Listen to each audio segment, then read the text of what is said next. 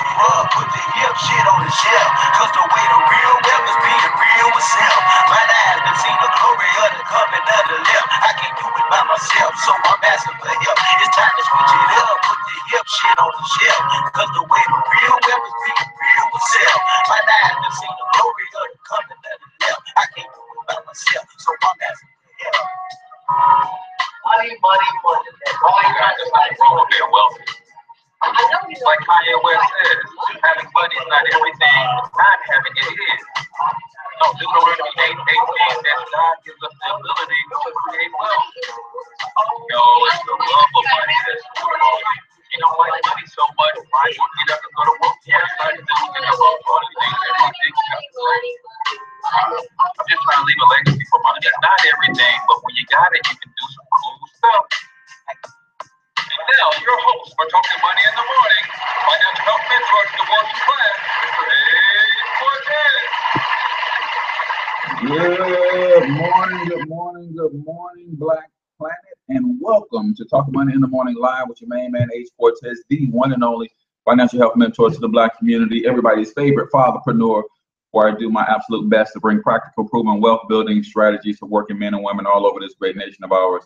It's truly an honor, privilege, and a blessing to come before you each and every morning, Monday through Friday, here with Talking Money in the Morning Live, direct from the Black Wealth Movement Studios here in St. Louis, Missouri. If you are sitting on the fence as it relates to the Black Wealth Movement and you don't quite understand what it's all about, then I want you to text the phrase Black Wealth Movement to 314-874-6887, and let me get some information to you, and let's have a conversation about what it is and what it is not, and see if it is a good fit for you. Again, if you want to know more about the Black Wealth Movement, how we're educating Black people in 5 key areas of wealth building, from entrepreneurship, tax minimization, debt elimination, credit education, and asset accumulation, you guys know we need that in our community. And I'm putting together a team of people who are committed to spreading that message in our community. So we're going out and teaching others, starting with ourselves first and foremost.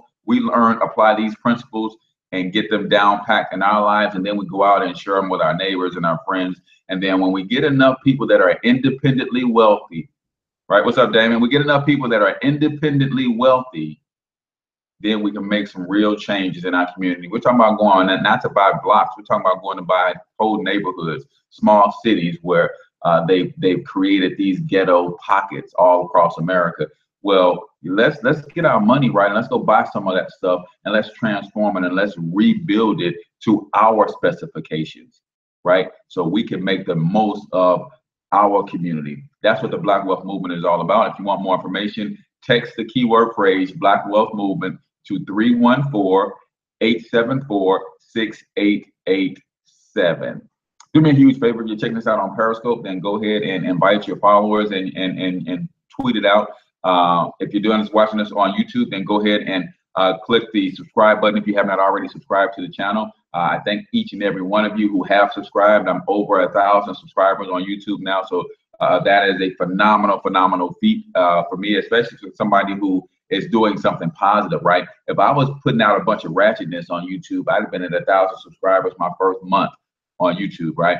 But to get to 1,000 subscribers with an educational type program that is uplifting and positive and motivational, that's a huge feat for me. And then go ahead and copy the link for today's show and share it on your favorite social media timeline. If you want to participate in today's show, you have to jump over to either Periscope or Facebook so you can ask your questions, because today is Free Game Fridays, where we give you business tips, branding, marketing, and things of that nature. So if you want to ask a question from YouTube, you have to do that over on either Facebook or Periscope at Cortez Springer, and Facebook is also at Cortez Springer as well. And then for you guys on Facebook, you guys know the deal. You guys always share the show, so I appreciate that you do that every morning. But just remind me in the middle of the show, for those who come on a little bit later, to remind them to share the show as well. And for those of you who are new and never seen the show before, I always like to let you know exactly what you're getting into. This show is specifically for risers and grinders. If you're ready to get up, get out, and get something, then this is your show. If you are a legacy builder and you understand that building wealth is a marathon relay, meaning I have to run my 26 miles. Then I have to pass the baton to the next generation, and they have to run their 26 miles. But what we've traditionally done in the Black community is when we pass that baton to the next generation, them to go back to the start line and start there. No, let's lay a solid foundation for our children and pass the baton so that they can go up from there. If that is you, this is your show. On the other hand, who is the show not for? The show is not for the eternal pessimists, right? We all know those people who have a problem for every solution. This ain't your show, man. I don't mind being challenged on some of the solutions that I present, but some people are just so freaking negative, man, that I mean, it just kills me. So I can't stomach too much of that stuff. If that's you, this ain't your show. You can exit stage left. If you got a problem with money, you think money is evil, capitalism is a dirty word, again, this is not the show for you. You can't stand the fact that I just mentioned the word money 10 times in the last minute. This ain't your show, man, because we are talking about building wealth, not getting rich, but building wealth, because wealth is more about how you make your money. Riches is more about a specific dollar amount. See, I can build wealth and I can be wealthy without being rich. Uh-oh, I think you said a mouthful there. I can be wealthy without being rich. You guys understand that? See, if I have $3,000 in monthly expenses to live my lifestyle, and I make $5,000 a month in passive and residual or portfolio income, I'm wealthy because I don't have to get up and go to work or move one iota, and my monthly expenses are covered and then some. But on the other hand, I could make $1 million an hour and I can live a $50 million a month lifestyle. But the moment I'm unable to go put those hours in to get that $1 million an hour, that income stops coming in. What do you think happens to my lifestyle if I didn't invest that money? If I only live based on my ability to create that money with my labor, right? That's not wealth. Wealth is about how you generate your income. Wealth is measured in time. Income is measured in dollars. So in other words, if I have $5,000 in passive income, I live a $3,000 a month lifestyle. How long can I live like that? How much time do I have like that? As long as those numbers stay the same, I can live forever like that. On the other hand, if I make $1 million a year and I live a $2 million a year lifestyle, how much longer can I live, or how long can I live if I'm not able to go put in the physical labor to make the $1 million a year? That's 6 months worth of living, right? Because I'm negative. I'm 2 years. I spend $2 million a year, but I only make $1 million a year. So I am 6 months wealthy.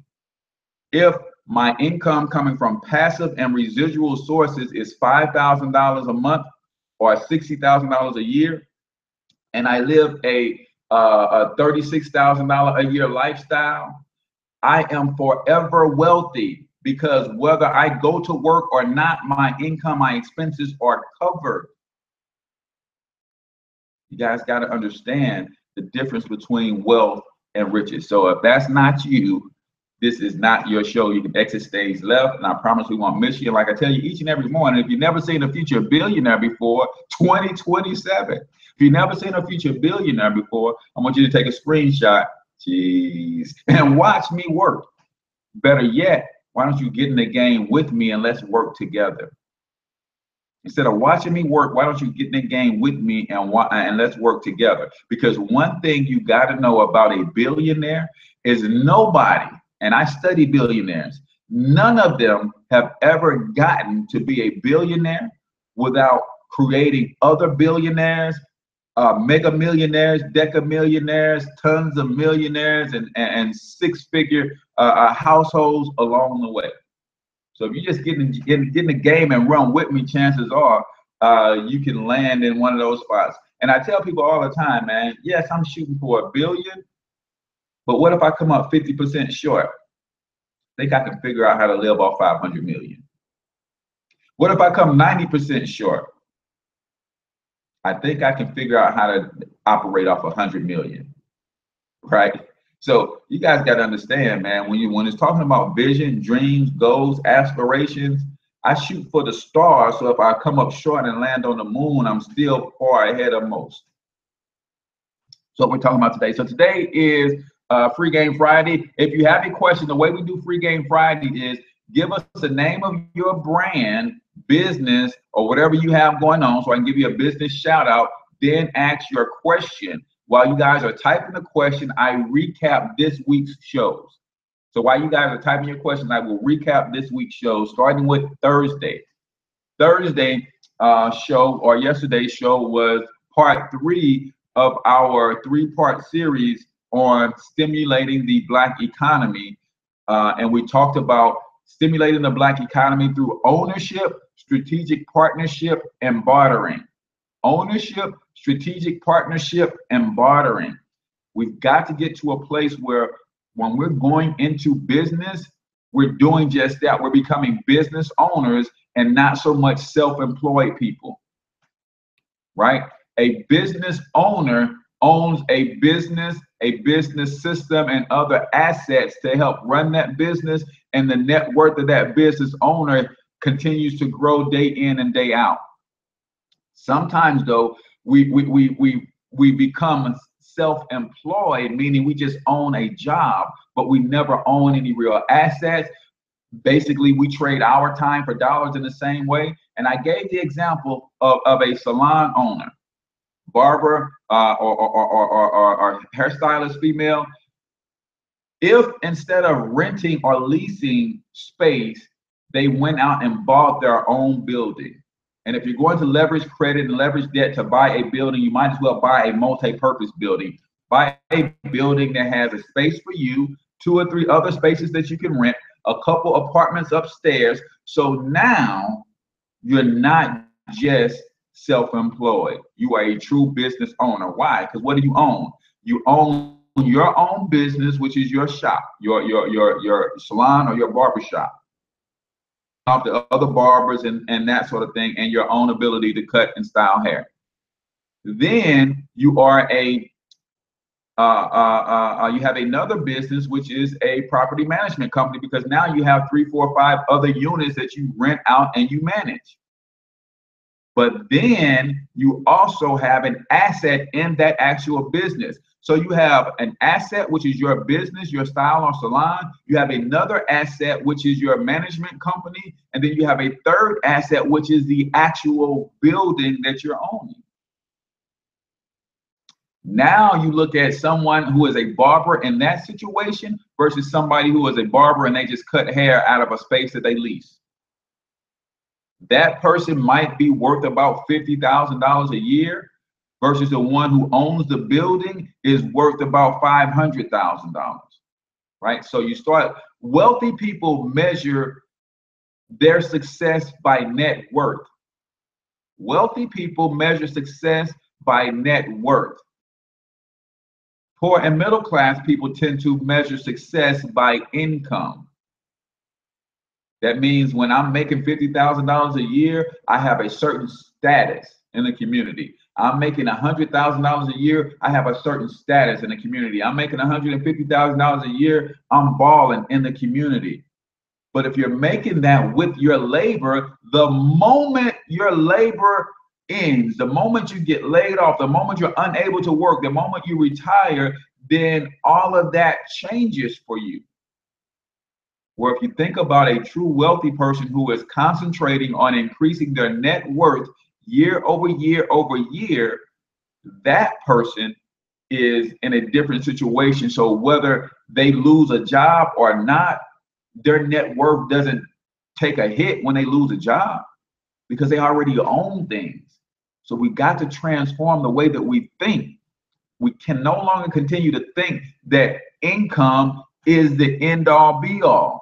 No, income is your primary investor to start owning stuff. Income is your primary capital source to start owning stuff. And when I say stuff, I'm meaning assets in particular, not liabilities, right? We buy a lot of liabilities, man, and we go into our closet, we go into our garage, we go into, and we think we own some stuff. Nah, man.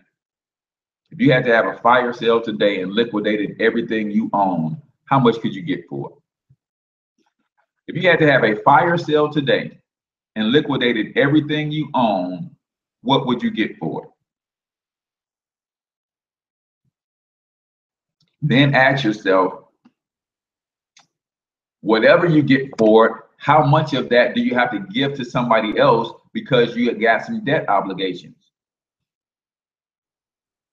That's how you measure your net worth. My net worth is still negative right now, right? I got a business worth about 250,000, but I'm in $150,000 in debt because of the house that I'm mortgaging. I'm in another $100,000 in debt because of school for my children. So I have a negative net worth right now, right? Do you even realize what your net worth is right now? Or do you understand how to create your own profit and loss statements? So you got to know where you are, especially if you find yourself in a hole, so you can first and foremost stop digging. And then once you stop digging, you got to start climbing.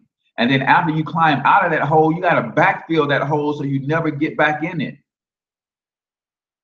Do you know where what your net worth is right now? All right, I'm waiting on y'all. I'm just recapping, guys. If you got questions, give me the name of your business or brand and ask your question. I'll give your business shout out and we can go from there. Let me just make sure I didn't pass up any questions. Ike says, share it daily. You own it, brother, and we appreciate it. Thank you, man. I appreciate knowing that you know, I'm doing good work here. Author Bethany Rucker, Southern Butterfly Entertainment, and SB Essential Oils in the building. Anybody got any questions about liberating the Black community? You know, and stimulating the Black economy, your business, branding, marketing, any coaching ideas or tips that I can give you. So we talked about ownership in that way. On Wednesday, we talked about stimulating the Black economy through production, and we thought, I looked at, when I'm in a Black-owned restaurant, I always look at the Lazy Susan, and I'm saying to myself, look at the Lazy Susan, right?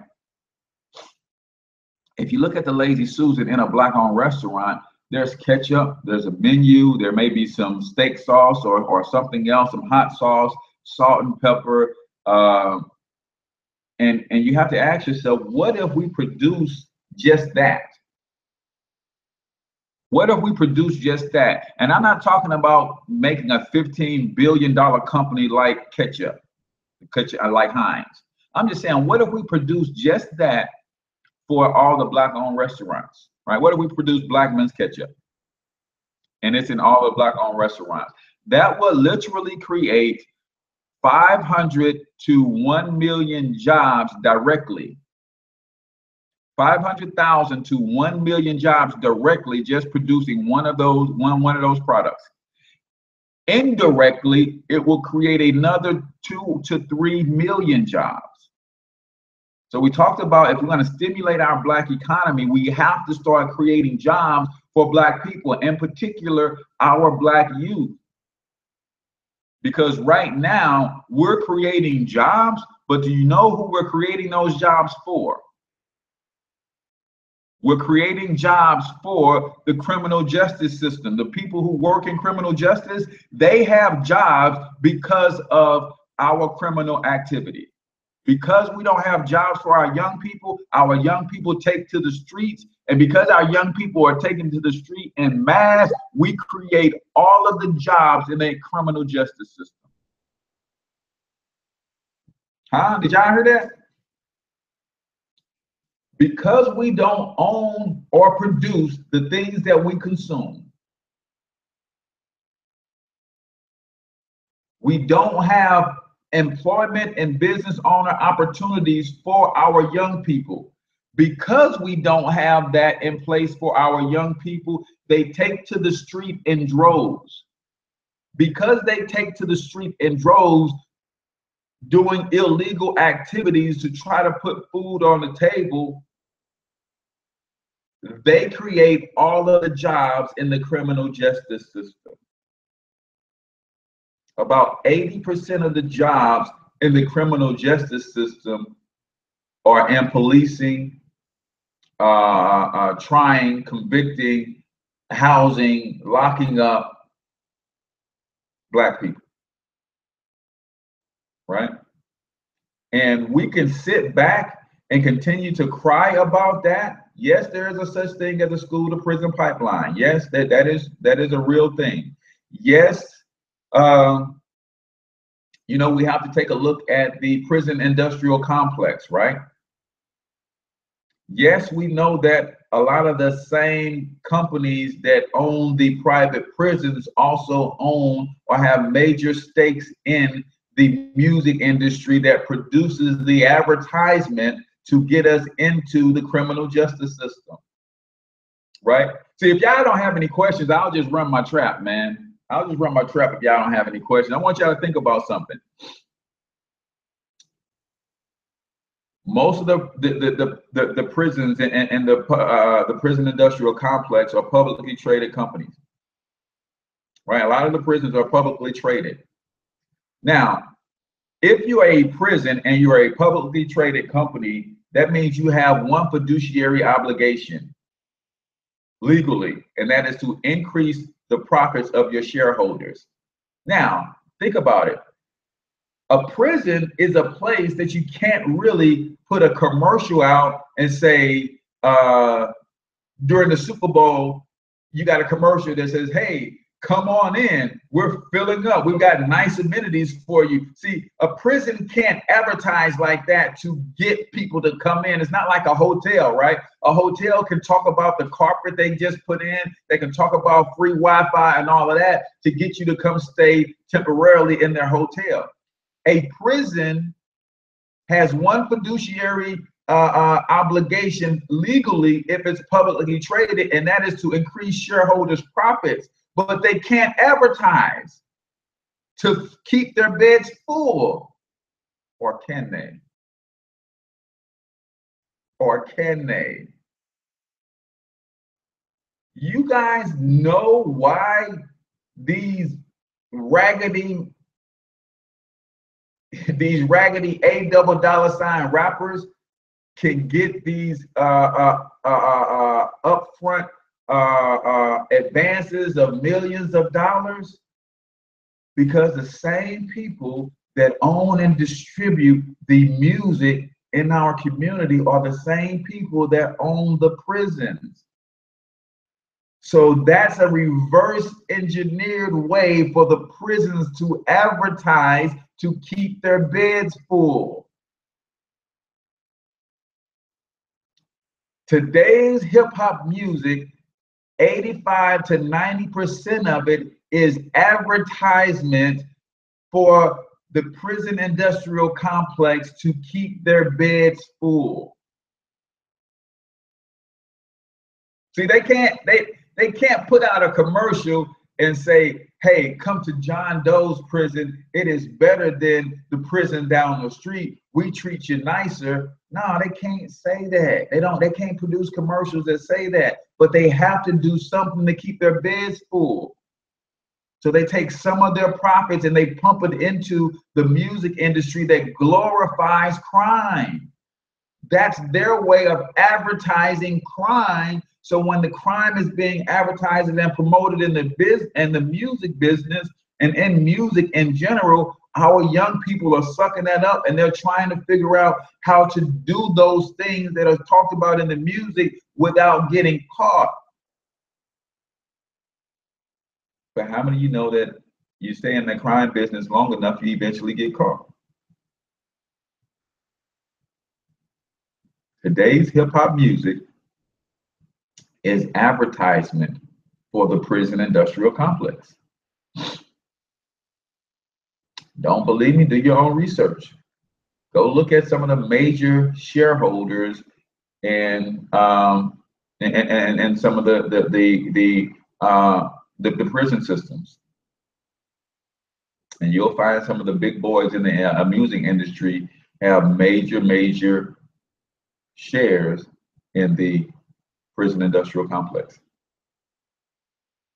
No questions, y'all quiet today, man. This is supposed to be about you guys. Free game Fridays. Share the stream, guys, if you have not already shared it. So we talked about if we began to produce the things that we consume, that would create jobs in our community. Those jobs in our communities would then not only keep people, keep our young people off the street, but it also produces an economy where we talk about buying black, right? And I love the concept of buying black because right now our money does not circulate in our community. We all know that, right? But understand something, even when, yeah, talk legacy, even when you buy black, the money circulates just one time. Because for the most part, we are only in the retail space. So I work a job or I have my own business, I get an income. I take that income and I buy my clothes from a black-owned boutique. That's the retail end. That black-owned boutique, chances are, will have to go deal with another culture to restock its shelves. So the money cycled twice. It came to me, it went to a black-owned business owner or entrepreneur, and then right back out of the community. Right? So it cycled twice. Now, so spending black at least gets the money to cycle twice, but we've got to take it to the next level, right? Right now, for many of us, we're not in position to become producers right out the bat. But instead of opening another barbershop, another black-owned restaurant, why don't some of us say, okay, and we got enough black-owned restaurants, I'm going to become a black-owned wholesaler, and I'm going to sell all of the goods and services that you need to run a restaurant to all the black-owned restaurants. So now, again, me, the individual, I get an income. I take my income, I spend that with the black-owned restaurant. The black-owned restaurant takes that income and they have the ability now to spend it with a black-owned wholesaler. Now that money has cycled 3 times before it left our community, because the black-owned wholesaler will then have to go into another culture and deal with buyers. But once we get enough black-owned wholesalers, then the black-owned wholesalers, you can say, you know what?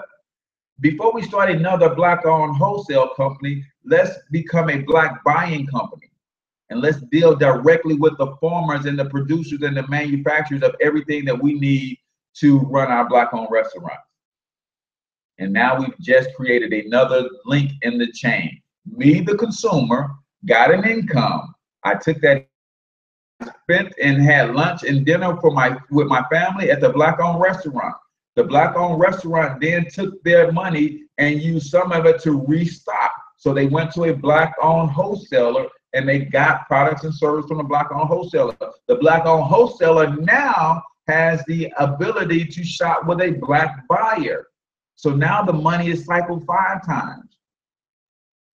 Then the black buyer finally looks at the landscape and say, man, we're spending millions and millions of dollars with all of these other cultures to get what we need to run these black-owned restaurants. Let me get with our black farmers and say, hey, you guys got a decent-sized chicken farm. Why don't you collaborate with all the other chicken farmers in your area, and we're going to come and source all of our chicken from you guys. You guys have a nice-sized tomato farm. You guys have a nice-sized lettuce farm. You guys have a nice-sized beef ranch. Why don't you connect with 3-4 other farmers and expand your operation? Because now we have distribution to all of the black-owned restaurants throughout the country, but we don't have a place to buy our beef from. We want to buy black. Now we're at the top of the chain. Now we have ownership from the production all the way through retail. And do you realize how many jobs that will create for Black people? We cannot create enough jobs if we are only in the retail end of things. Think about it. A single boutique will hire how many people? A single retail outlet will hire how many people? Versus a manufacturing plant or a production plant if we produce or process ketchup or sugar or some of the other necessities that we need. So we've got to become producers in order to create jobs. No questions, man. Y'all just chilling today? Nobody has a question about their brand, their business, their marketing, anything. Because I can keep talking, right? You guys saw yesterday's Health and Wealth Connection show. This is my cucumber, lemon, ginger detox water. Cucumber, lemon, ginger detox water.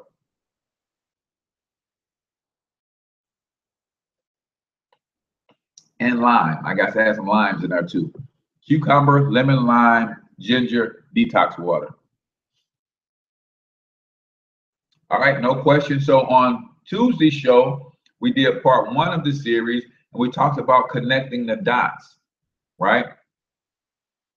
See, I'm the guy that's about solutions. There's enough of us out there crying about what we don't have. There's enough of us talking about the fact that only 2% of the Black dollar cycles through the Black community. Only 2% of the Black dollar flows through Black businesses, right? Now, you could focus on the 98% that's leaving the community, or you can focus on doing more with the 2% that's staying in the community.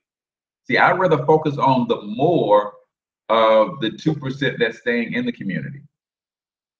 And we talked about some simple things that could help the Black consumer make Black economics a little bit more convenient for the Black consumer. We talked about the blackboard concept, right? Every Black-owned restaurant put a blackboard in their restaurant, and it lists the other Black-owned businesses within a 10, 15-mile radius.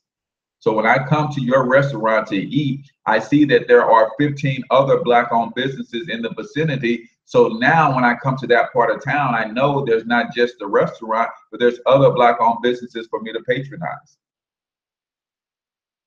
Simple concept. But if you already have the Black consumer's attention, why not help other Black-owned enterprises get some of that advertised, or advertise for some of the other Black-owned enterprises in the area? A question: Southern Butterfly Entertainment and SB Essential Oils. What's the best way to create workbook for your brand, which can be used for personal coaching? What's the best way to create a workbook for your brand, which can be used to for personal coaching? Brandon, you know what? The first place that I would look, I would go to Google, YouTube University. I would go to YouTube University because, believe it or not, there is an app for everything. There is an app for everything. I guarantee you, if you do a little digging, you will find an app that will allow you to have access to tons of templates that you could use to create a simple workbook. You would, if you go and do a YouTube search on that, I guarantee you there's an app that will help you with templates and basic setup, where all you have to do is input your content. You can probably do a fill in the blank. You can probably do multiple choice, all of that kind of stuff. I'm sure there's templates already in place for that. If not, I can put you in touch with some graphic designers. My girl Gloria at K-Town Biz is good at doing stuff like that. She does a lot of the workbooks and stuff for young biz kids for us. So that is something that you can definitely, you can connect with Gloria Robinson, K-Town Biz. If you're not in that group, go into K-Town Biz on Facebook and request to join that group, and then connect with Gloria Robinson if you just want to hire somebody to do that. But I guarantee you, if you did a little YouTube search, you can find an app that can help you produce that.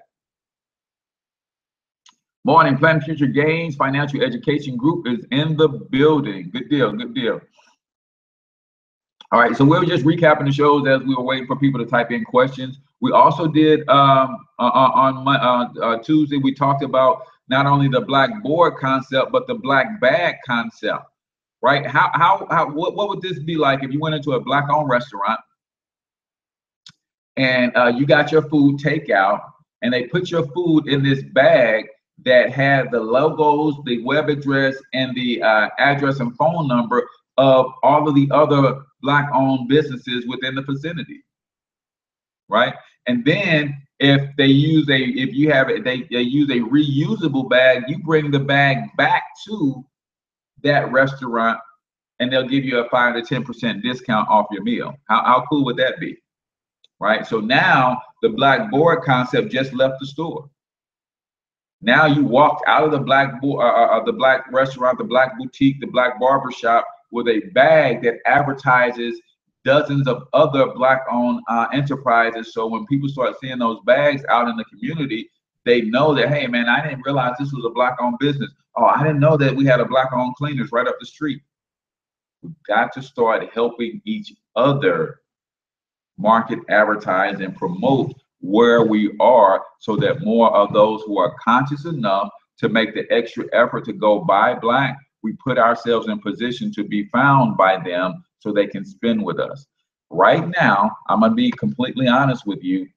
Right now, because of post-traumatic slave syndrome, we're making it extremely, extremely, extremely difficult for people to buy black. We're making it difficult. My video has been stuck the last 10 to 15 minutes. I downloaded Periscope but can't find you. I'm at Cortez Springer on Twitter. So Periscope is at Cortez Springer. If you go over to YouTube, I am at Financial Health Mentor on YouTube. YouTube, Financial Health Mentor, Periscope at Cortez Springer. If you go to YouTube, yep, streaming live on YouTube. Yep, there you go. Yeah, I'm not sure. You know, Facebook does me like that sometimes, man. It does me like that sometimes. So, Platinum Future Games Financial Education Group. The growth of the Black Wealth Movement is, I would say, it's paramount. It is paramount. The growth of the Black Wealth Movement is paramount. It's because it's so needed in the community. Now, it is also exploding right now. I'm extremely proud to say that it's exploding. I have some leaders that are doing some wonderful things, and they are really pushing the envelope for their marketing and really getting in the community and finding different outlets to communicate what we're doing to others. But it's paramount in the sense that if we don't understand the real language of America, right? You guys think that Americans the #1 language of America is English? It's not. America's #1 language is not English. It's capitalism. It's capitalism. The reason other cultures can set up shop in our community and win is because they speak the language of America, which is capitalism. Right? We say it all the time. They come over here and become millionaires out of our community, and they can't even speak English. You don't have to speak English when you speak capitalism. You don't have to know how to speak English when you speak capitalism.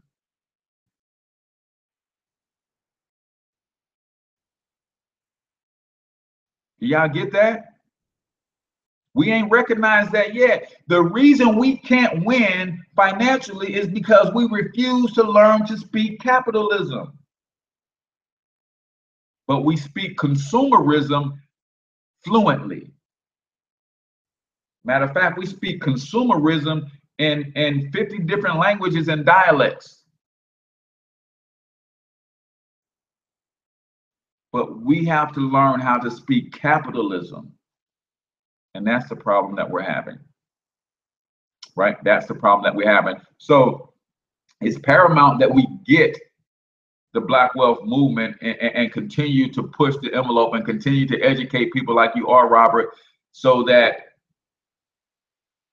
we get it here. And again, when we talked about stimulating the Black economy, what did we talk about? There's three things that we have to do. We have to first stop crying. We have to first stop crying about what ain't right.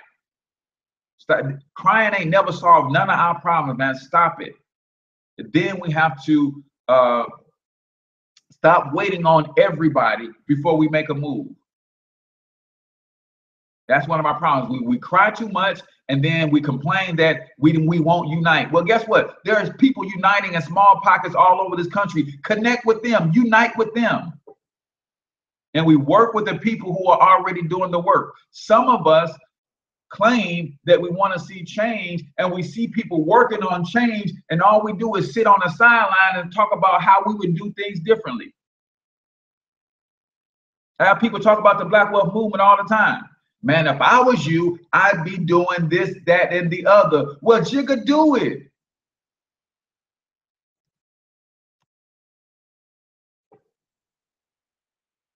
Don't be talking about what you would do if you was me. Do something.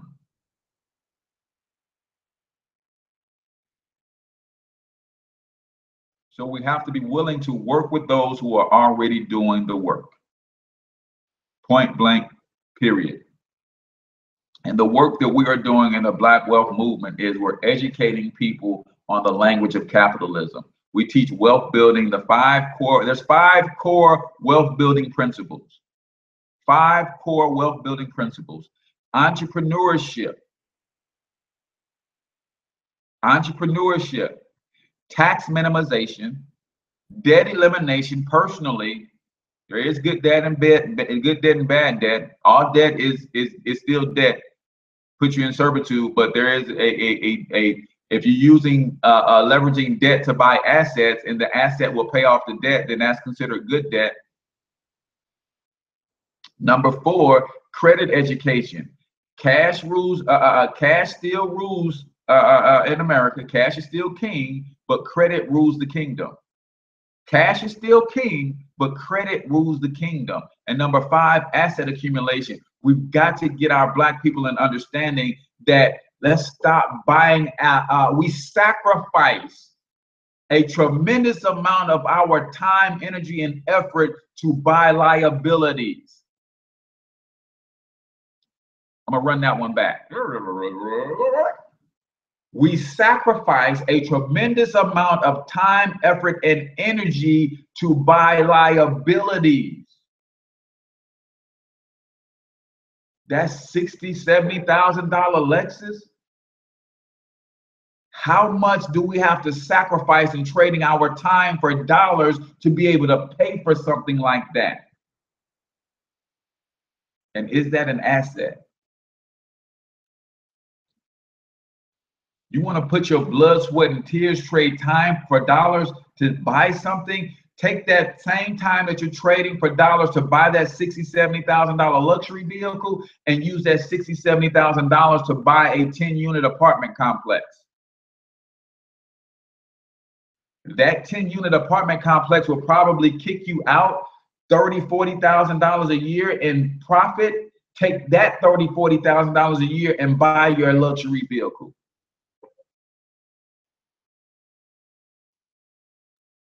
That's what we're talking about, y'all. So the Black Wealth movement is paramount. I thought I saw another question or another brand to shout out.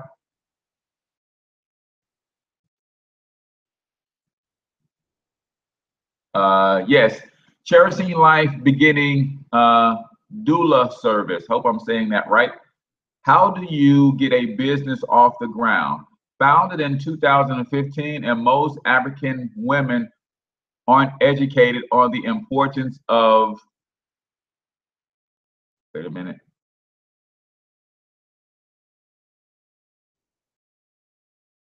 Most African women aren't educated in the importance of birth coach, which is doula, or don't want to have to pay out of pocket for services. I've become more of an consultant than a birth coach. Okay, that is awesome. And I love that. And you are absolutely right. So, what you have to do is you have to do the same thing that I do. Black people are not knowledgeable about those 5 core wealth building principles. So I have to educate, educate, educate, educate, educate. I spend 95% of my time educating people. And the best way to do that is via video, live streams, blogging about the benefits of that and the detriments of having babies in a sterile environment, in a hospital, being introduced to the first type of light that they're introduced to outside the womb, being an artificial light source in the fluorescent lighting, and all of that stuff is hurting us. And then cutting the cord too soon and not letting the nutrients continue to flow into the baby. All of that stuff is extremely important, right? See, you didn't think I knew that stuff, right? That stuff is extremely important, and you have to communicate that to people so that not when they get pregnant, because it's in many cases it's too late, but you communicate that with people before they get pregnant. Before they get pregnant. And then you can take a lot of different angles with that. You can start talking to people about what happens to your baby when they rush them out of the room after it's born. How do you even know that you get your baby back? Your baby is born in a hospital ward, where there are countless other babies being born in that same ward. What happens to your baby when your baby leaves the room? And when that baby is returned to you, how do you even know that's your baby? Huh? What are you suggesting, that the hospital would do something silly or something? Man. So you get that business off the ground through education, right? While you're getting that business off the ground, to be able to consult with people and doing that as they're consulting and coaching them through it, you build programs that you can then sell that teaches that information via downloadable videos, recordings, ebooks, things of that nature, so that you're still making income in other areas when you're not actually consulting a company, right? When you're not actually consulting, a couple through that process, right? So you have to do you think about that, man? And then you can talk about immunizations, right? That's part of that education process. You're gonna tell me the reason that we even need immunizations in the first place is because we're bringing our babies into this world in a so-called sterile environment. You're gonna tell me that a baby can be born in the jungles of Africa all day, every day, and twice on Sunday, and never need a doctor their entire life, but I can take my baby out of a sterile hospital and within 2 days they got an ear infection? Are you kidding me? Are you kidding me? That tells me y'all doing something wrong. I can have my baby outside in the wilderness, and that baby can grow up in that wilderness and never need a doctor his entire life. But as soon as I leave the hospital with my baby that was born in your care, within 2 days he got an ear infection, and I got to bring her right back.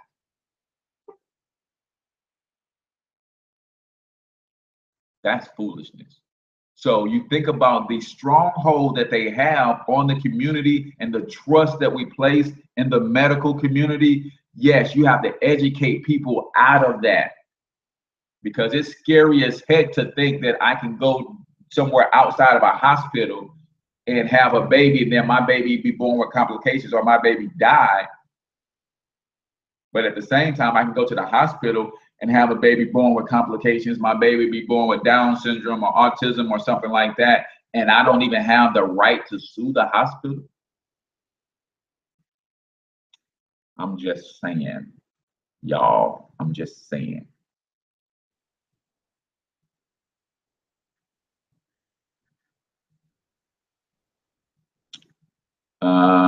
Yes, it's how are you presenting? So good question. How are you presenting your business?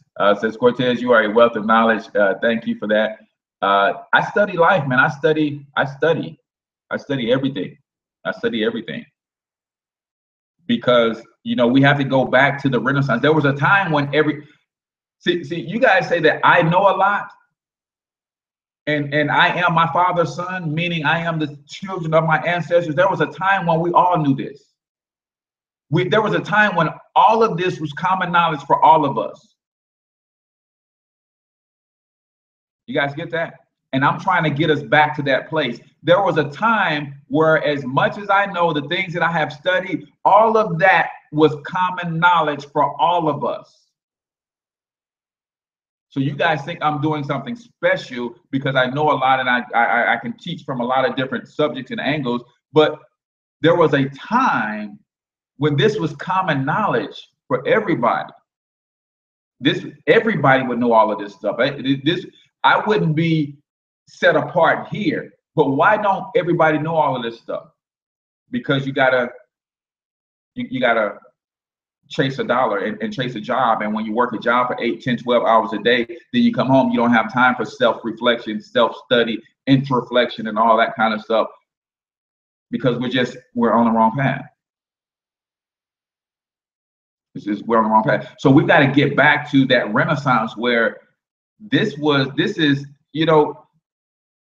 where we come from in our history. This was learned information at 8, 9, 10 years old. This was just cultural practice. But again, what is my definition of power? When somebody else can define who you are and have you accept that definition as if you created it yourself. So now they're telling us who we are, and we're accepting that definition as I am a Christian, Muslim, whoever. I am a Delta, Kappa, Alpha. I am a this, that, and the other. I'm a doctor, lawyer, accountant. I am a, you are an African. It's what you are. First and foremost, right? So that's kind of where we are. But yeah, this is common knowledge type stuff, right? And then when you start to tap into this stuff, you start receiving downloads from the universe, right? And a lot of this stuff, once you start seeking the knowledge, a lot of it, you will start unlocking the knowledge within your own DNA that's already stored from years of ancestry of knowing certain things. And once you start unlocking certain things in your DNA, you want to continue on that quest for knowledge and keep learning and growing and developing. The other thing that we have to stop doing is we have to stop judging so much and stop allowing people to put boxes around certain people and certain bits of information. So if I'm a Christian, I'm not supposed to be able to learn from the Honorable Minister Louis Farrakhan, because society says that Christians and Muslims are diametrically opposed. That's ridiculous. I'm a seeker of truth. Wherever I find truth, I recognize truth. So you have to start thinking about, there is some information that we have access to, but we have actually denied ourselves in learning it because somebody told us that that person isn't worthy of learning from, or that person, wherever he got his information, is not credible. So we won't learn. I'm over chasing a job. Rating my value. I am the drapetomania slave, but this time I will not be going back to work to the workforce. I agree, man. I agree. We've got to get to a place where we know how to produce income, right? All of us intrinsically know how to produce income. But we've been taught and trained that the only place to get an income is through a job. And because a job gives you an income on a regular cadence, now when you go out and produce your own income, we start to think that our own income has to come on that regular cadence as well. No, sometimes you produce your income and you just go get you $3,000 at one time and you learn how to manage that $3,000 for the whole month. Or you might have to manage that $3,000 for 2 months, 3 months, because it might take you 90 days to go get another $5,000.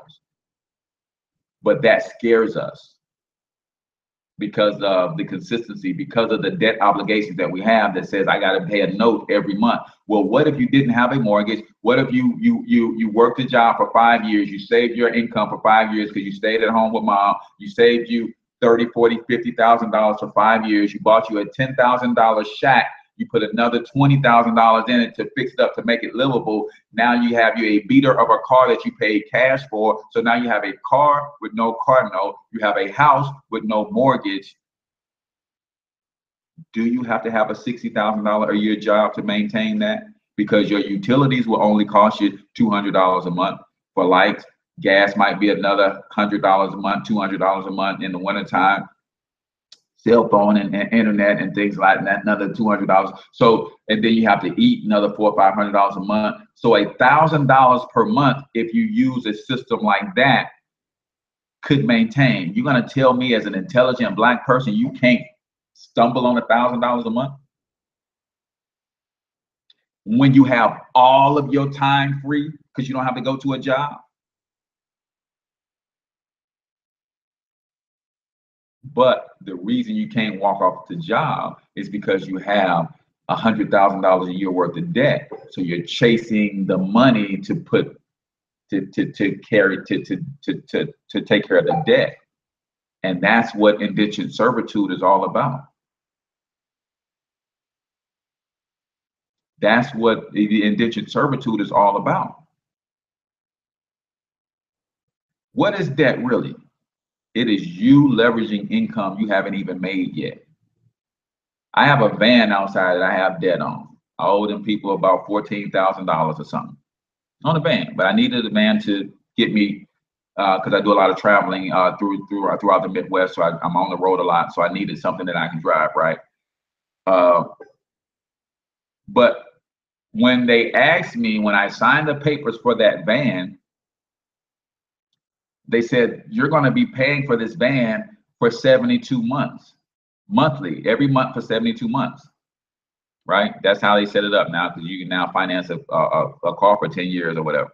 So for 72 months, I'm paying for this van. But wait a minute, I haven't made money 72 months from now. Where's the money going to come from? I haven't made money 6 years from now, but I'm leveraging money that I haven't made yet to own something now. And they're okay with that. But what you have to remember when it comes to debt and Black people, who's the most likely to get fired or laid off of a job? Who does it take the most time to recover a similar job? So we're the first and most likely to be laid off from a job, and it takes us the longest to replace that job. But yet we continue to leverage money 5, 6, 10 years in the future, 30 years in the future that we haven't even earned yet. Like we don't know that we're gonna be the first to be let go if this company has any volatility. But I'm gonna go get a 30-year mortgage. And they know this about us, man. So they put you in a 30-year mortgage. You go out and get yourself a car note, 5, 6 year car note. Year 2, you lose your job. And what you say, man, I gotta work, I got bills to pay. So you'll go and take a job that is beneath you. A job where they don't pay you your worth just so you can pay those bills? Yeah, sounds like the plot of a scary movie. All right, y'all. It's Friday, man. We're beyond our time. I appreciate you guys tuning in, man. So, again, if you are not with the Black Wealth Movement just yet, Brandon, call me, bro. Call me now before 9. I got a call at 9. But yeah, call me, bro. If you haven't already got with the Black Wealth Movement, text the word Black Wealth Movement to 314-874-6887, or jump in my inbox, man. I'll get you some information. You review it at your own leisure. If it makes sense to you, then we can connect. If not, find something that's going to allow you to get your personal financial health in order. We will never fix our community. Houses are on fire.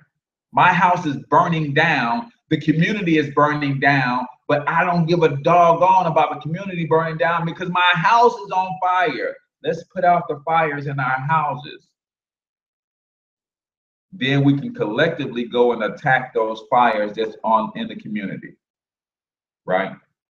Collectively. That's how this thing has got to work. That's what the Black Wealth Movement is all about, is helping you with your personal financial success, so that once you get yourself on solid ground, you can help others do the same. And we're going to build 1,000 independently wealthy brothers and sisters all across this country. Now I have a Rolodex of brothers and sisters who got their money up. And I can give them a call and say, man, let's go out and buy this little community in Detroit, man. Oh, you want to go buy a block? No, I said, let's go buy the whole community in Detroit and rebuild it. That's what we're doing with the Black Wealth Movement. I'm your main man, H Cortez, the one and only financial health mentor to the Black community, everybody's favorite fatherpreneur. Until I talk to you guys on Monday, I want you to get your money up because you absolutely can do it. Peace out, y'all.